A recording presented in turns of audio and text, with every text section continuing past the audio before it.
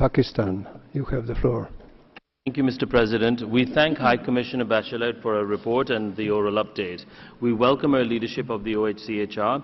She has rightly drawn our attention to the continuing conflicts and crises across the globe and the need to work towards permanent solutions for such conflicts, thereby easing the human rights and humanitarian challenges.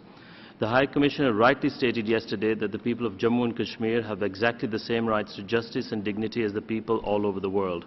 Pakistan also shares the High Commissioner's anguish that the OHCHR's Kashmir report, quote, has not been followed up with meaningful improvements or even open and serious discussions on how the grave issues raised could be addressed, unquote. Pakistan has acknowledged the importance of the OHCHR report in documenting excessive use of force, arbitrary arrests, detentions and disappearances, cases of mass graves and continued sexual violence as part of overall impunity enjoyed by the Indian security forces in Kashmir. Since this June, when the report was published, the plight of Kashmiri civilians in Indian-occupied Kashmir has only worsened. Around 60 civilians have been killed, with scores of them injured or rendered missing by India's forces' use since this council last met. The use of pellet guns continues to blind and deface civilian protesters. Pakistan endorses the High Commissioner Bachelet's call for urgent implementation of the recommendations of the OHCR's report. In this regard, Pakistan welcomes the report's proposal to establish a commission of inquiry for international investigation into human rights violations in IOK. Pakistan is willing to allow any UN team to visit Azad Kashmir as long as it is able to visit the Indian-occupied Kashmir.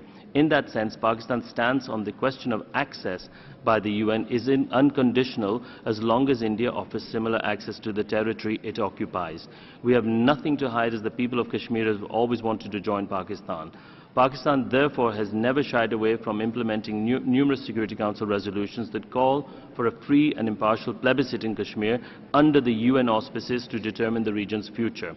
India constantly blocks implementation of these resolutions, as it knows it would lose in any free and democratic vote in Kashmir.